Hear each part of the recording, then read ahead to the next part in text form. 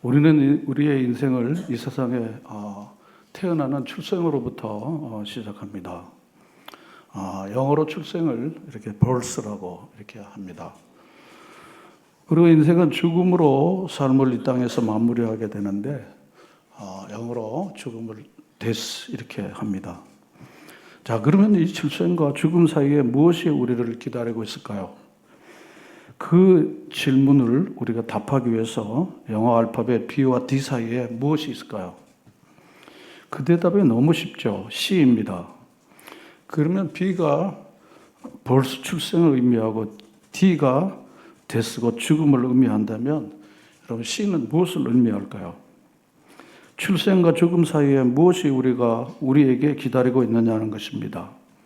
그 대답은 바로 C, 선택입니다. 초이스입니다.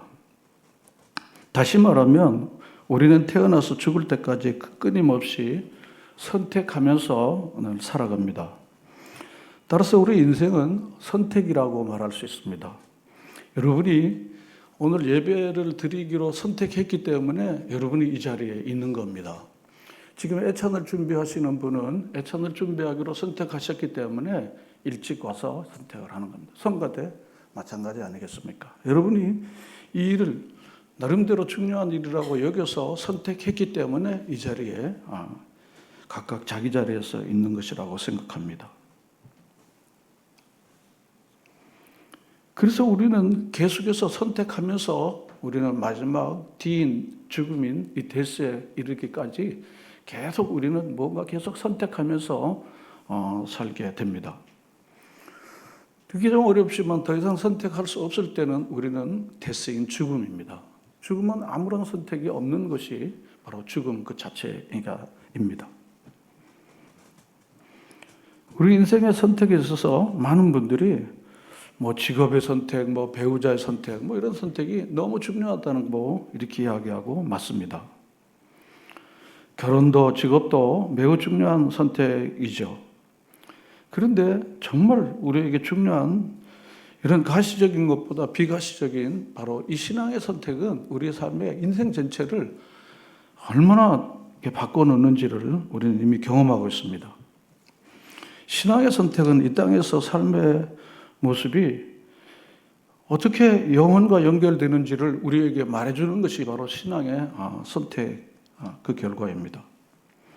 예수를 우리의 구주와 주님으로 믿고 그리스도인이 되었다고 해서 그리고 이제는 우리는 아무런 선택도 하지 않고 사는 게 아니라는 것을 우리는 실제 삶에서 우리가 느끼고 있습니다.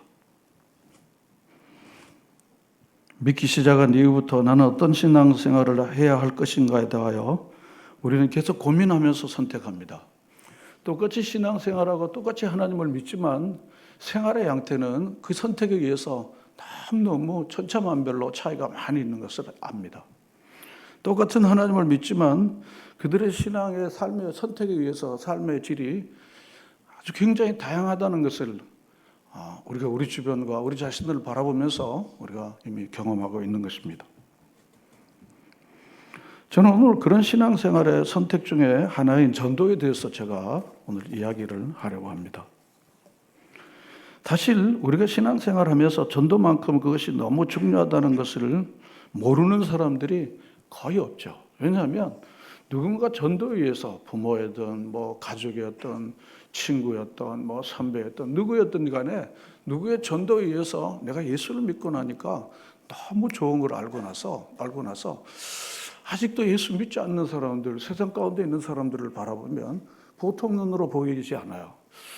무엇보다도 좀 예수를 꼭 믿었으면 좋겠다. 그런 생각들을 예수를 믿고 은혜를 받아본 경험이 있는 사람들은 다 공통적으로 그 생각을 가지고 있죠. 만약 그 생각을 가지고 있지 않으면 그는 예수 믿는 남다른 재미를 느끼지 못한 사람입니다. 짜장면을 한 그릇 먹어도요. 너무 맛있고 그리고 가성비가 좋다고 주변의 사람들에게 누가 묻지도 않았는데도 그 집 짜장면 너무 맛있어 그럽니다. 그런데 정말 그 집의 짜장면에 맛이 하나도 없으면요. 누가 시켜도 그 말을 할 수가 없어요. 그런데 예수를 믿고 나서 너무너무 좋은 거예요. 너무너무 좋은 거예요. 그러면요. 누가 시키질 않아도 예수 믿으니까 너무 좋다고 이야기할 수밖에 없죠. 그건 우리가 일상적으로 그런 겁니다. 일상적으로 그런 겁니다. 자, 그런데 이 전도만큼 너무나 중요하다는 것을 이렇게 깨닫지만 실제에서는 잘 안 되니까요. 특별히 가족 전도는 더 그렇습니다. 그래서 꼭 구원을 받아야 하는데 안 되니까 그냥 체념해버리고 말아요. 믿으면 좋고 또 안 믿으면 뭐 어떡하겠어. 그때는 지옥 같은 거 생각하고 싶지 않아요. 왜냐하면 기분 나쁘니까. 상대방도 기분 나빠할 거니까. 애들이 기분 나빠하지. 너 예수 안 믿으면 지옥 가는데 어떻게 할래? 그러면은 문 쾅 닫고 들어가는데 더 이상 대화가 단절되니까 그냥 더 이상 안 하고 주님 꼭 구원해 주시면 좋지만 안 되니까 뭐 어쩔 수 없지 않습니까? 이렇게 체념하는 이것이 바로 오늘날 실제 또 명절을 지나면서 여러분 그렇지 않아요? 믿지 않는 가족들을 다 만나고 같이 이야기하면서도 믿었으면 좋겠는데 얘가 기분 나빠하니까 또 아내 남편이 또 부모가 또 기분 나빠하니까 이 명절날 굳이 기분 나쁜 화제로 분위기를 깨뜨리는 것은 예의도 아닌 것 같고 그래서 그냥 넘어가 버리고 그냥 마는 거죠. 제가 오늘 묻고 싶은 질문은 여러분 평생 신앙생활하면서 전도 안 하고 살 수도 있어요. 그런데 최근 나온 갤럽 그 통계에 보면요, 우리 기독교 단체에서 통계 전문기관은 갤럽에다가 돈을 주고 기독교인의 의식 조사를 하는 일을 정기적으로 한국교회 미래를 생각하는 모임인 규모가 제법 큰 교회 목사님들이 돈을 내서 그 일을 합니다.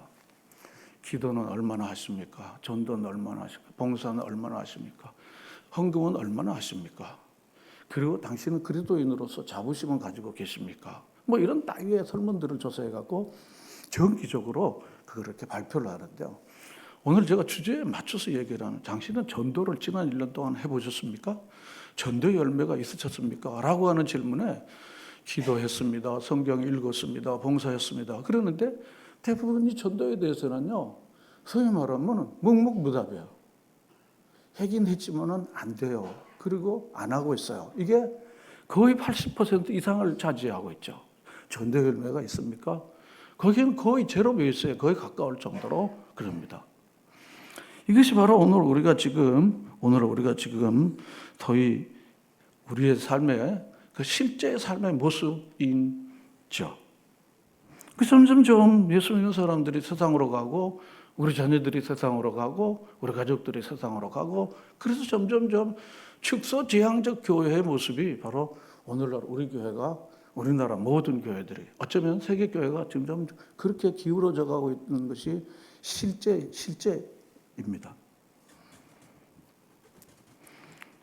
그러면 복음 전도가 왜 그렇게 중요한지.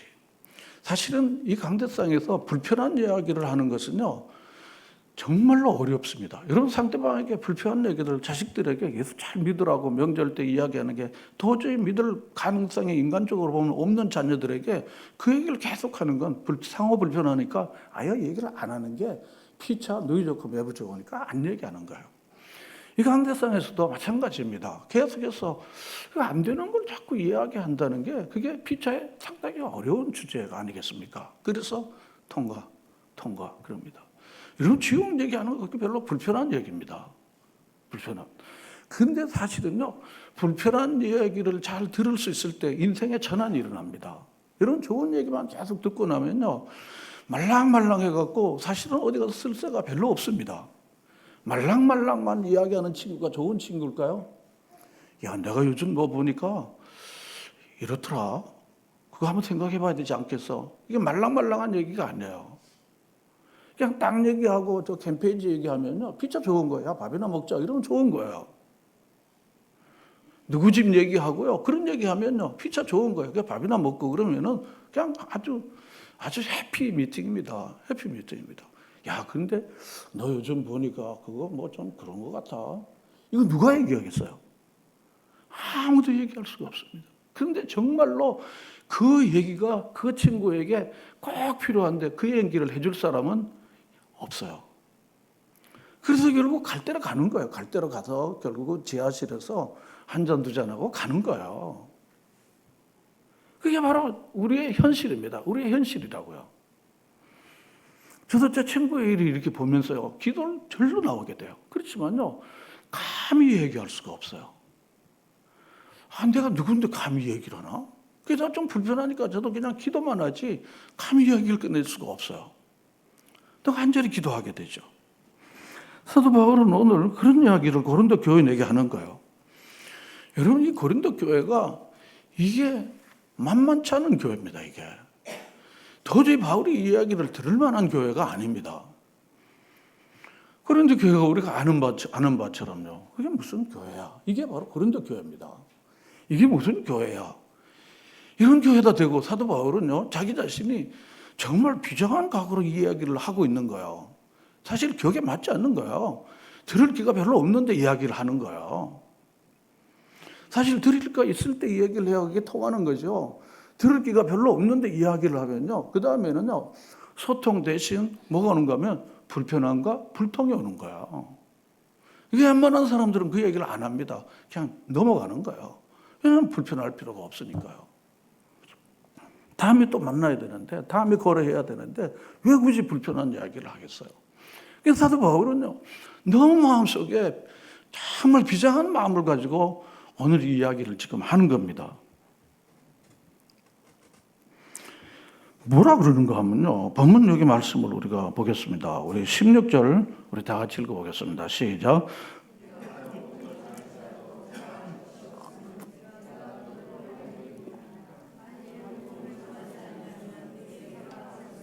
만일 내가 복음을 전하지 않으면 뭐가 있을 것이라 했습니까?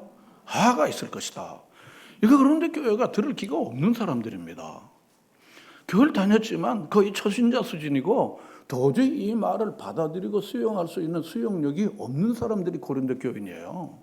그리고 바울을 그냥 배척하는 일, 그것만 그렇게 열심히 잘하는 사람들이 이 고린도 교인인 거예요. 자, 그런데 사도 바울은요, 내가 복음을 전하지 않으면 화가 내게 미칠 것이다. 그런 거예요. 화가 미칠 것이다. 굉장히 참 엄숙하고 진지한 이야기입니다. 그런데 사도 바울을 우리가 한번 생각해 보십시오. 누군가의 전도로 구원받은 겁니까? 사도 바울이 누군가 전도받아서 구원받았습니까? 아니잖아요. 그런데 사도 바울은 로마서 1장에서 뭐라고 하면 내가 복음에 뭔 자라고 그랬습니까? 빚을 왜 줘? 빚을 진 게 어디 있습니까? 바울을 누가 전도했습니까? 바울을 누가 뭐 살렸습니까? 근데 사도 바울은 뭔가 하면은 자기는 빚진 자라는 거예요. 누가 전도를 받은 것도 아닌데 왜 그렇게 말하는 겁니까? 바울에게 복음은 믿는 자에게 구원을 주시는 하나님의 능력이라는 확신이 있었습니다. 누구든지 예수의 이름을 부르면 구원 얻는다는 확신이 바울에게는 있었던 거예요. 더군다나 자신의 과거를 보면요, 오늘 내 구원이 얼마나 값진지를 아는 거야. 그래서 바울은 디모데서에서 이렇게 얘기했죠. 전에는 핍박자요, 방해꾼이요, 해방자였으나 긍휼이 풍성하신 하나님께서 죄인 중에 괴수인 나를 어떻게 해요? 살려주신다는 거예요. 과거의 내 모습을 보면요, 오늘 내가 하나님의 자녀가 된 것이 얼마나 귀하고 소중하고 너무나 놀라운 사실인 이런 것을 알게 되는 거예요. 그런데 사람들은요, 과거를 자꾸 숨기고, 그리고는 좋게 이야기하고 좋은 모습을 자꾸 이야기하는 건데, 하나님 앞에 실존한 나는 내가 과거에 어떤 삶을 살았어. 내가 과거에 내가 누구였어. 생각하면요, 하나님의 은혜는, 바울에게 임한 그 하나님의 은혜는요, 바로 오늘 우리에게 은혜가 되는 것입니다. 여러분 믿으십니까? 이게 바로 은혜인 것입니다. 은혜인 것입니다. 만약 그 하나님의 은혜가 임하지 않았더라면 내가 무엇을 하고 지금 살았을까? 바로 이 질문 앞에 우리가 서는 거죠. 그래서 사도 바울은 죄인인 인간은 누구나 구원이 필요한 것을 알게 된 것입니다. 구원이 필요한 것을. 그래서 사도 바울은 그래서 그는 자기 자신에게 주어진 이것이 복음 전도는 자기 자신에게 첫 번째 의무다라고 생각한 거예요. 복음 전도는 의무다. 다 같이 한번 따라합시다. 복음 전도는 의무입니다.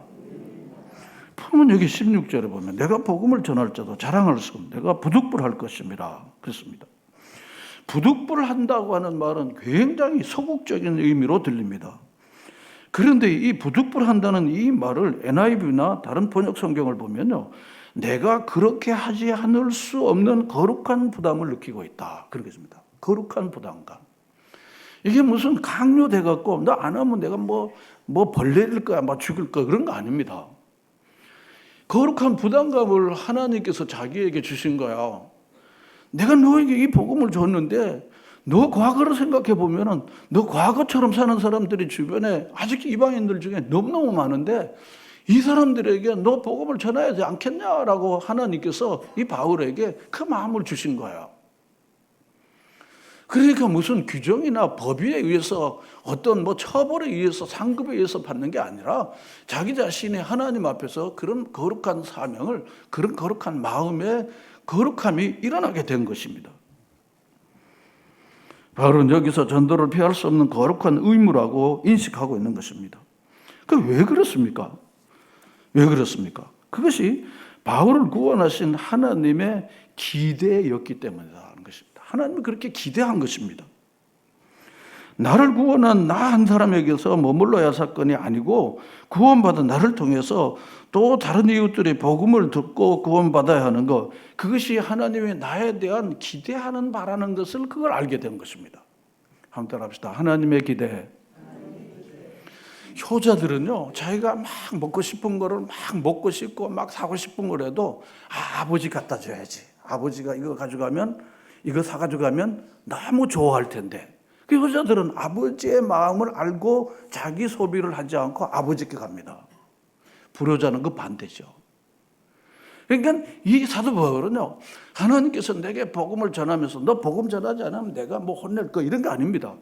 나 같은 죄인에게 이 복음을 주었는데 이 복음은 모든 믿는 자에게 구원을 주시는 하나님의 능력인데, 첫째는 유대인이고 이방인인데 나는 유대인으로 태어났고 이방인으로서 내가 세상에서 살았는데, 그러는데 아직도 이방인들이 이 복음을 듣지 못한 이들에 대한 하나님이, 내가 이 복음을 전하면 하나님께서 너무나 좋아하실 텐데, 하나님의 기대하는 마음을 이 사도 바울은 가지고 있었던 거예요. 우리가 무슨 일을 결정할 때요, 내 남편이 이걸 좋아할 거야, 내 아내가 이렇게 좋아할 거야, 우리 애가 좋아할 거야, 아니면 누가 좋아할 거야, 그럼 그걸 우리가 선택하는 거예요. 또 나도 그걸 좋아하니까. 근데 제가 여러분에게 하나 더 던지고 싶은 건 뭡니까? 과연 하나님이 그걸 좋아하실까?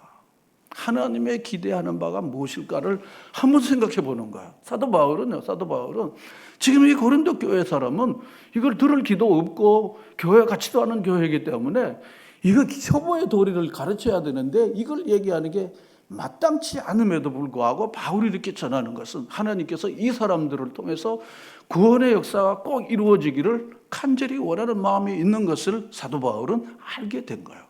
하나님의 기대를 가지고 있었다는 것입니다.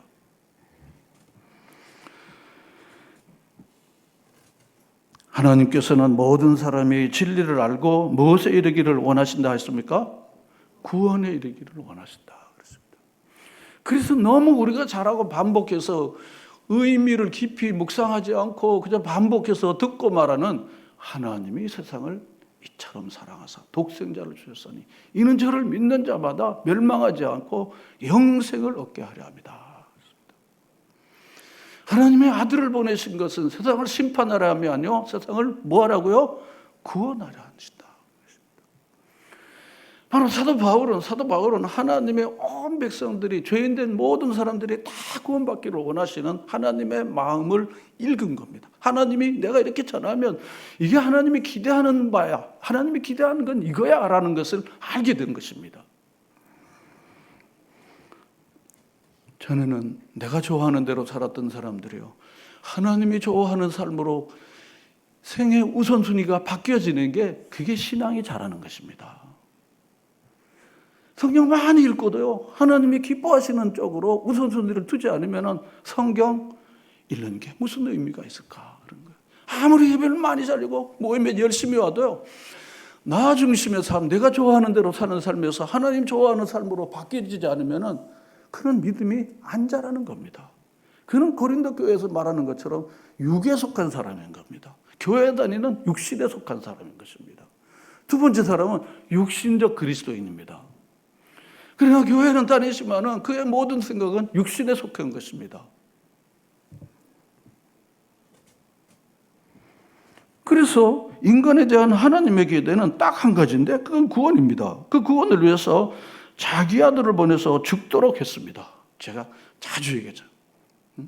아들까지 아끼지 아니하시고 우리 모든 사람을 위하여 내어주시니까 그 아들과 함께 모든 좋은 것을 주시지 않겠느냐.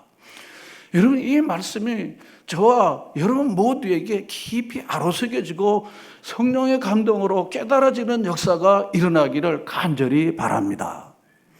여러분, 이게 깨달아졌을 때 여러분의 인생 전체가 달라진다는 사실을 꼭 기억하십시오.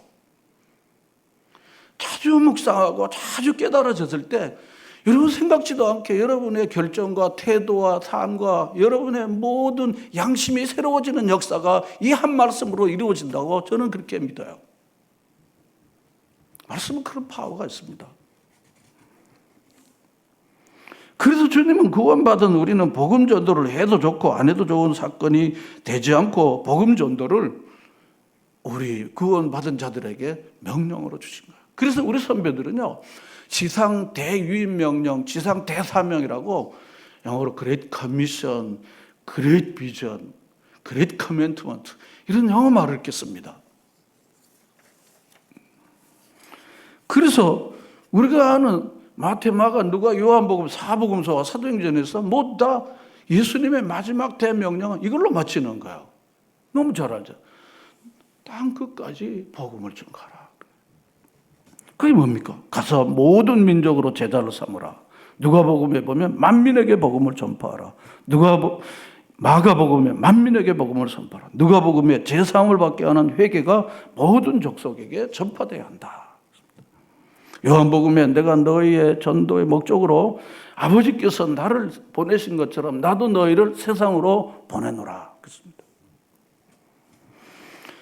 뿐만 아니라 사도행전은 예루살렘과 유다와 사마리아와 땅끝까지 무엇입니까? 가까운 곳에서 시작하여 먼 땅끝까지 증인이 되라고 하는 것이 사도행전의 그 명령과 순종이 사도들의 행전인 사도행전에서 우리가 보는 겁니다. 그렇다면 이 명령을 이행하지 않는 것이 적당히 넘어갈 일이 아니라는 거죠. 군대 용어로 말하면 명령 불복종 이런 거죠. 가벼운 죄가 아닙니다. 방금 전에 본 영상이 바로 그런 것을 우리에게 말하는 것입니다. 이런 커미션이 오미션이 된 거예요. 이게 명령인데 형편을 잘 살펴보고 잘 돌아봐야 되는데 안 돌아보는 거야. 우리 어머님 가스레인지가 다 고장이 났는데 뭐 전기 그걸로 바꿔야 될 텐데 다음에 해지. 오미션한 거야. 누락하고 탈락하고 소홀히 여긴 거야. 복지사가 6시 딱 떼가 하니까 그냥 딱 가버린 거예요. 그 가서 신고를 좀 해야 되는데 딱 가버린 거예요. 교회 목사님 전화했는데 이번 주간에는 바빠요. 주일 오후에 하죠. 가본 거예요. 옆집에 재석이 떡 갖다 주고 알아서 쿰쿰한 냄새가 나는데 할머니 냄새가 났어요. 냄새가 났어요. 제가 신고해 드릴게요. 그리고 1588 뭐 어떻게 하면은 그냥 노는 거예요. 바로 이 커미션이 오미션이 된 것입니다. 이게. 영어말을 써서 좀 그렇지만 그래서 바울은 내가 이 의무를 수행하지 않으면 내게 화가 있을 것이다 그렇습니다. 화가 있을 것이다. 다음 주에 우리가 이것을 초청하는 것은 이런 무거운 사명감에 대한 순종이라고 저는 생각합니다.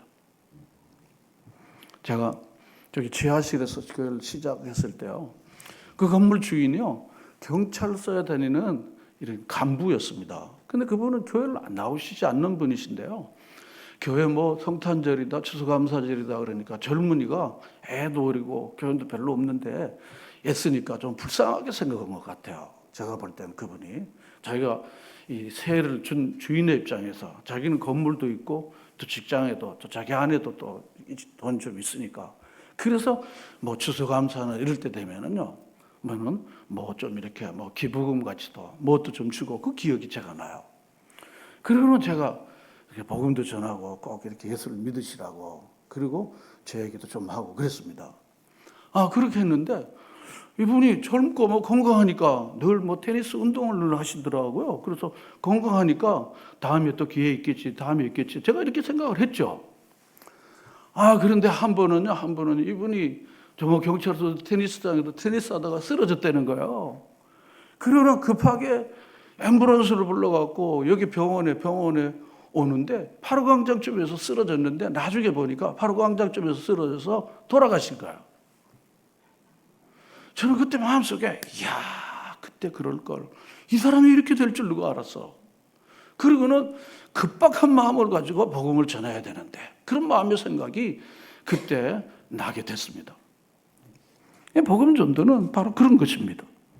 두 번째로 복음 전도는 특권입니다. 사도 바울은 부득불 그랬지만 본문여기 17절 시작 부분에 보면요, 내가 자의로 이것을 행하면 상을 얻는다 그랬습니다. 내가 자원하는 마음으로 이 복음 전도하면 반드시 상을 얻게 된 것이다 그랬습니다. 전도자들에게 주시는 상급이라고 하는 것입니다. 그래서 이 복음 전도는 거룩한 의미일 뿐 아니라 사실은 이게 한 사람을 살리는 이름으로 거룩한 특권이다. 저는 이렇게 생각합니다. 왜냐하면 그것은 상을 받고 그리고 누군가를 살리는 일을 할 수 있다고 하는 것은 이것은 단순한 의무나 종교 행사가 아니라 한 사람을 살리는 것이기 때문에 그런 것입니다.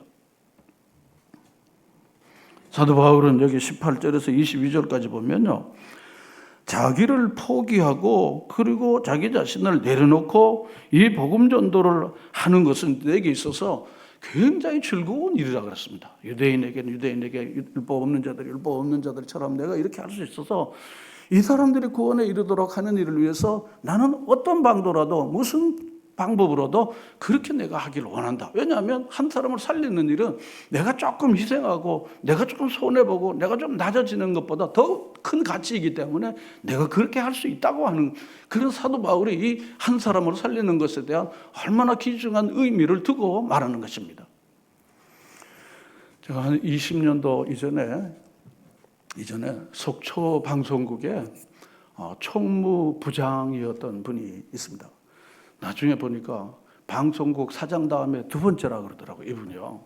그런데 속초의 의료시설이 좀 부족하니까 여기 병원으로, 강원대 병원으로 이제 왔는데 이유들 중에 하나는 자기가 위암인데 이렇게 좀 나약한 모습을 당시 속초에 있는 사람들에게 보이는 게 좀 자존심 상하고 부끄럽기 때문에 여기 외딴지인지 춘천으로 왔는데 교우 중에 한 분이 이분에게 좀 기도를 해달라고 부탁을 받아서 제가 바로 앞에 있으니까 제가 하루에 한 번씩 저쪽에서 요청을 했지만 제가 시간 되는 대로 아침, 저녁 이렇게 두 번씩 이렇게 가서 기도해주고 그랬습니다.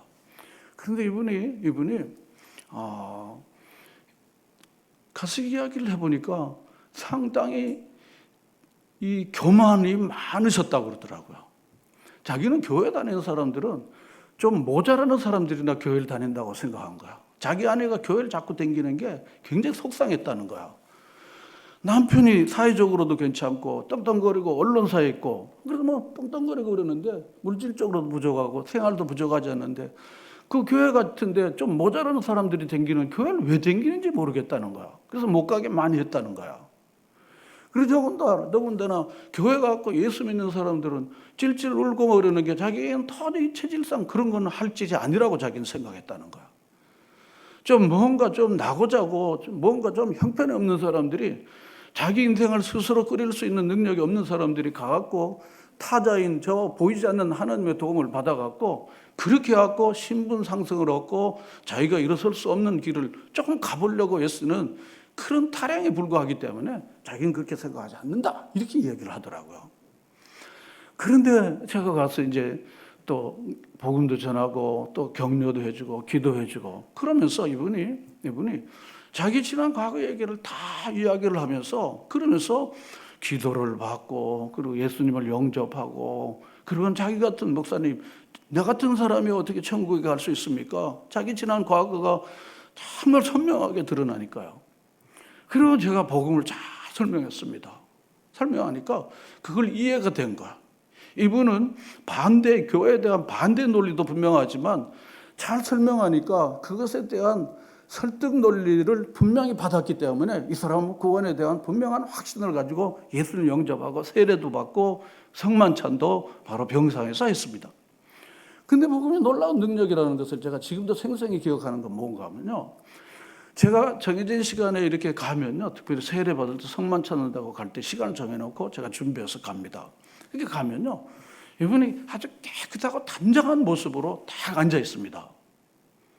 그래서 저는 제가 갈 때만 이렇게 보니까 늘 그렇게 이렇게 있을 줄 알았는데 사실은요. 목사님이 오시는데 제가 이런 모습으로 있으면 안 된다고 생각하고 씻고 옷도 단정히 입고 있는데 사실은 그 외의 시간에는 일어설 힘이 없어서 계속 누워 있는다는 거죠.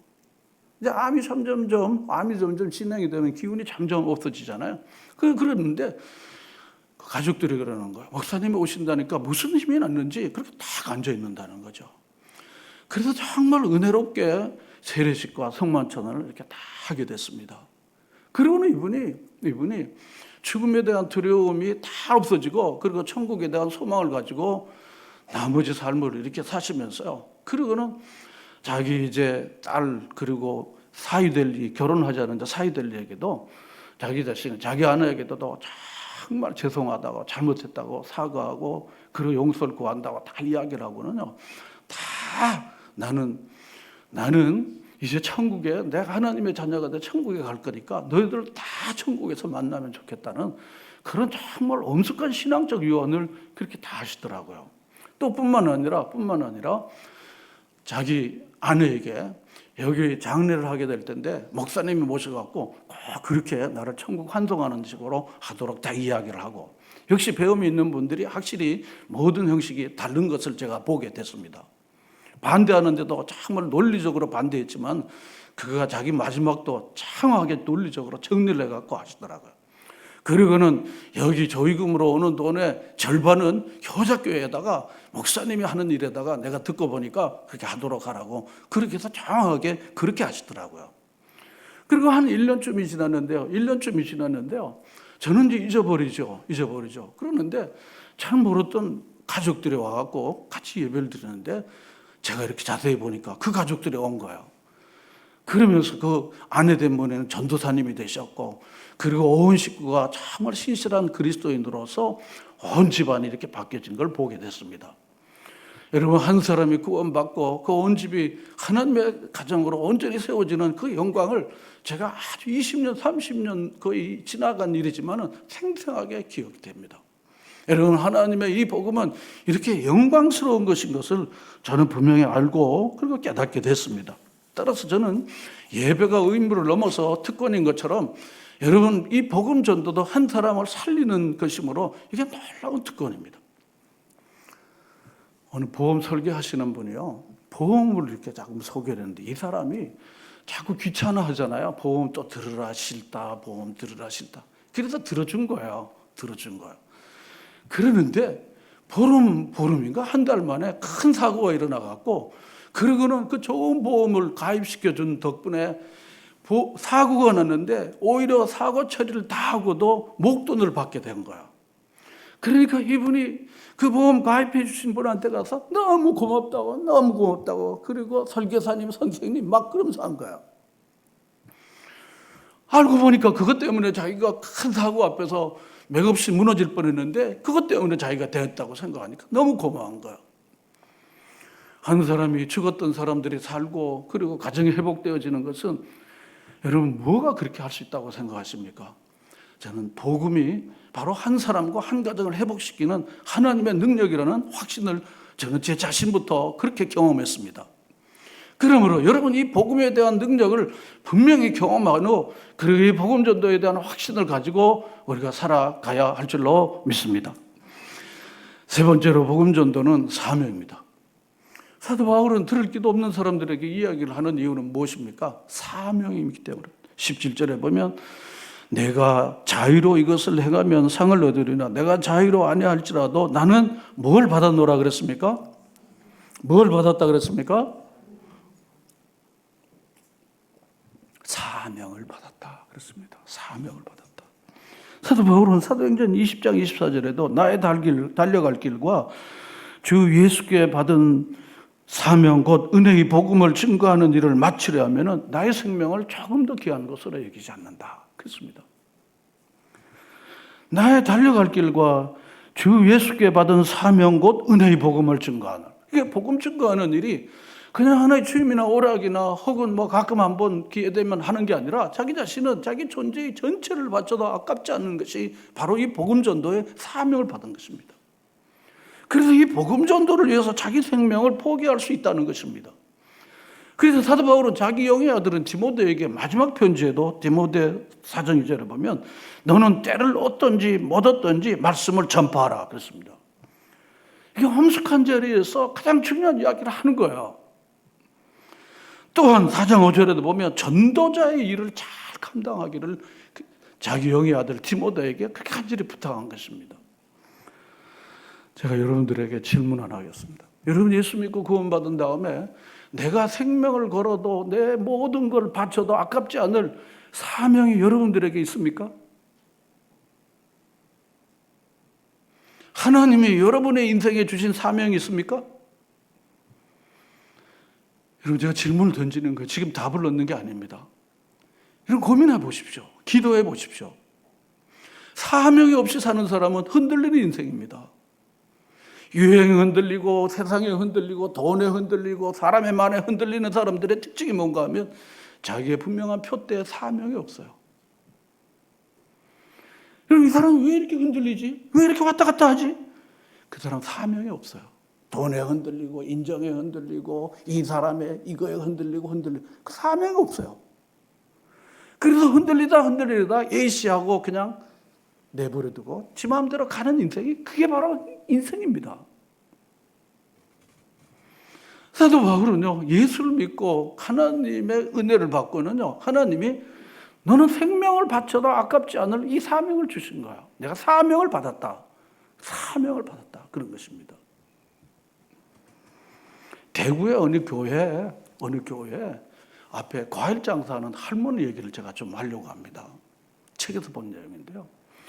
이 할머니가 그 교회가 제법 교회가 좀 큰 교회인데요. 교인들이 와서 과일도 사가지고 가고 또 그러고 지나가고 그런데 이분이 과일을 늘 과일 파는 사람 늘 과일 파는 거 아닙니까?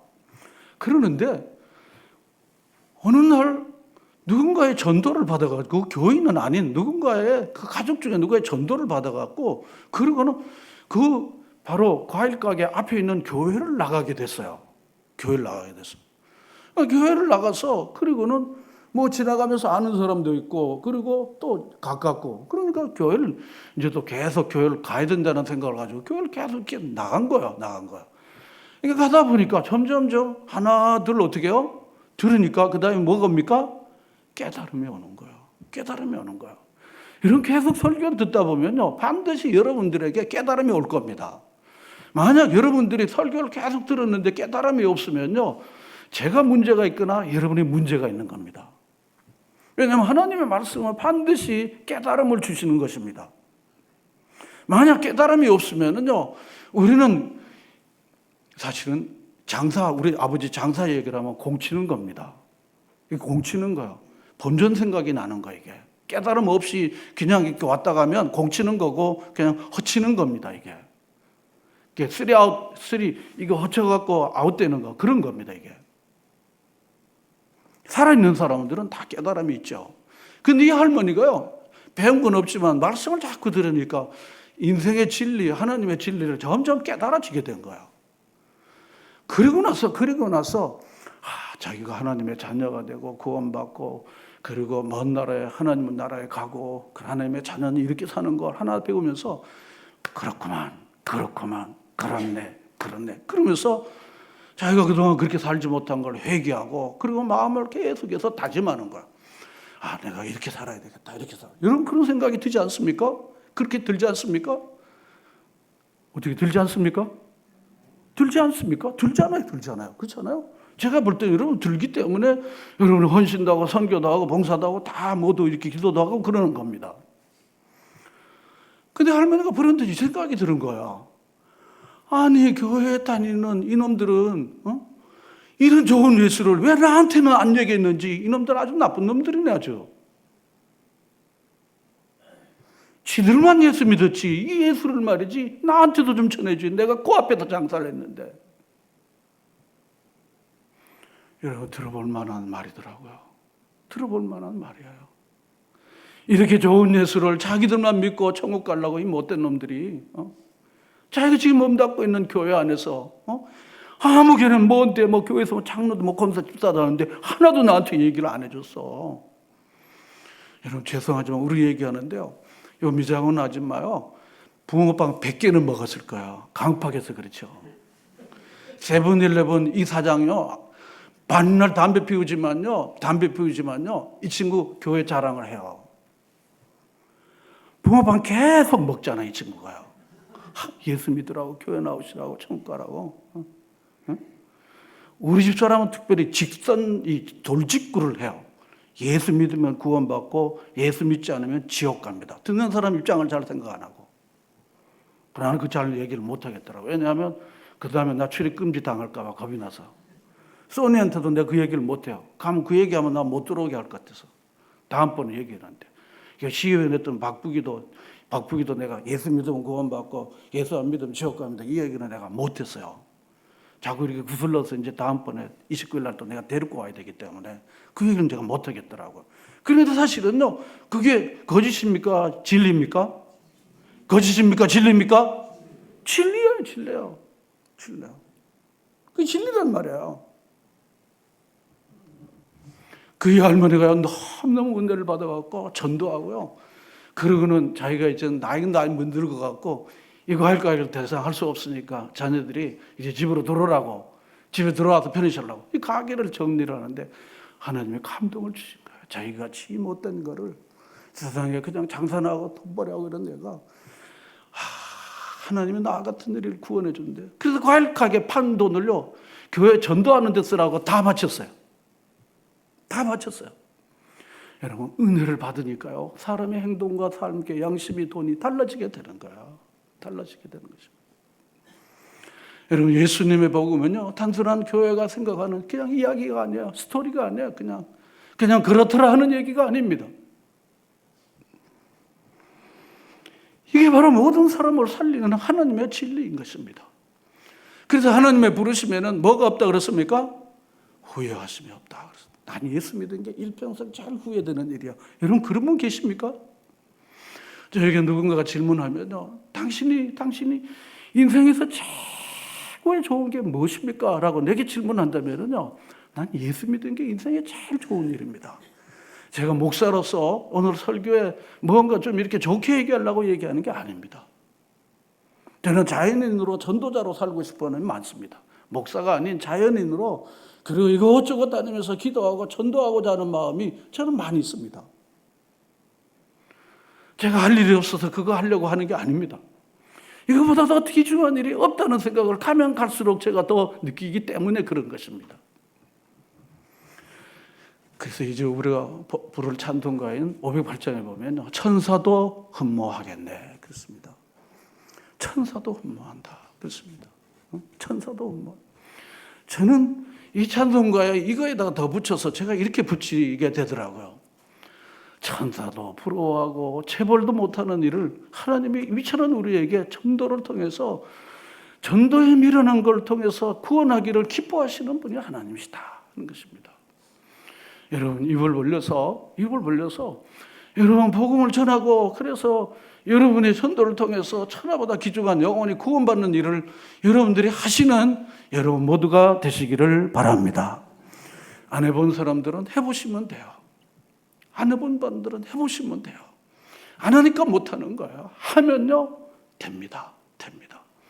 여러분 제 말이 정말 여러분들에게 도움이 될 거예요. 안 해봤으니까 못하는 거예요. 한번 여러분 입을 열어서 한번 해보시면요 여러분들이 깜짝 놀랄 일을 발견하게 될 거예요.